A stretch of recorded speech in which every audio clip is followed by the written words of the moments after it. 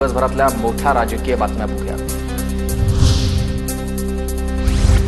दीनानाथ मंगेशकर रुग्णालय प्रकरणी दोन्ही अहवाल मुख्यमंत्र्यांकडे सादर। मुख्यमंत्र्यांनी नेमलेली समिती आणि धर्मादाय आयुक्तांचा अहवाल सादर। आता मृत्यू अन्वेषण विभागाचा अहवाल अद्याप प्रतीक्षेत आहे। पुणे महानगरपालिकेच्या आरोग्य विभागाकडून शहरातील सर्व हॉस्पिटलला नोटीस। तातडीच्या उपचारासाठी डिपॉझिट न घेण्याच्या सूचना। डिपॉझिट घेतल्याच्या तक्रारी आल्यास पालिका थेट कारवाई करणार। पुणे पालिका थकीत मिळकत करासाठी दीनानाथ मंगेशकर रुग्णालयाला देणार नोटीस। 27 कोटींचा मिळकत कर मंगेशकर रुग्णालयाकडे थकीत असल्याची माहिती आहे।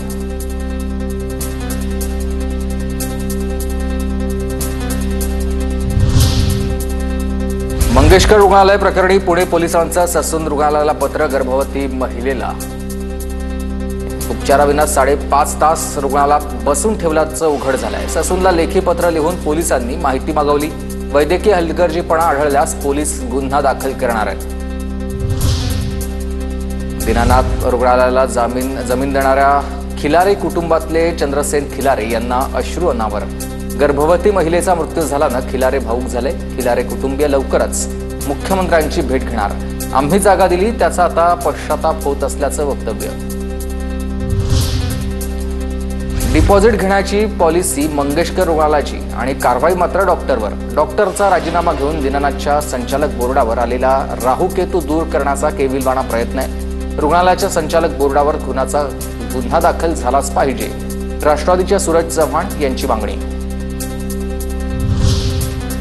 दीनानाथ मंगेशकर रुग्णालयाचं ऑडिट करा आणि प्रशासक नेमा। रुग्णालयातील युनिट भाड्यानं दिली आहेत तर अंगावरील कपडे आणि सोनं पाहून रुग्णालय प्रवेश दिला जातो, धंगेकरांचा आरोप।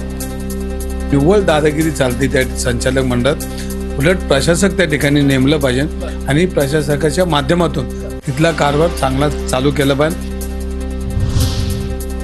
रुग्णालयाचं खासगीकरण करू नये। बोरिवलीमधील भगवती रुग्णालयाबाहेर संदीप देशपांडेंच्या नेतृत्वामध्ये मनसेचं आंदोलन।